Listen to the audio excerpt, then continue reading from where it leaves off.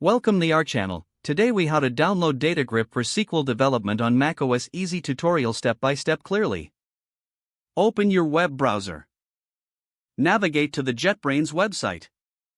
In the search bar, type DataGrip and hit enter. Click on the official DataGrip link in the search results. Once on the DataGrip page, locate the download button. Ensure that you select the macOS version. Click the download button to begin the download process.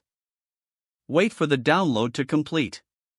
Once the download is finished, open your Downloads folder. Locate the downloaded .dmg file for DataGrip. Double-click the .dmg file to mount it. A new window will open displaying the DataGrip application. Drag the DataGrip icon to your Applications folder. Wait for the files to copy over. Once the copying is complete, open your Applications folder. Find the DataGrip icon and double-click it to launch the application. If prompted, confirm that you want to open the application. Wait for DataGrip to initialize.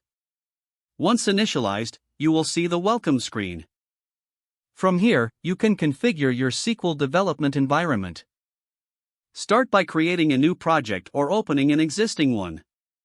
Explore the various features to enhance your SQL development workflow.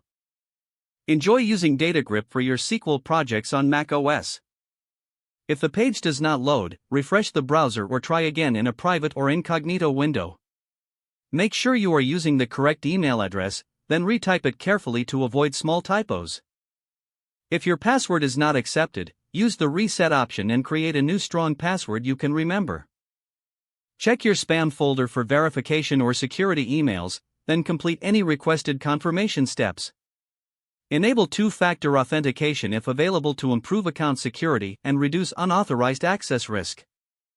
Don't forget to like this video and subscribe to our channel for more step-by-step tech guides.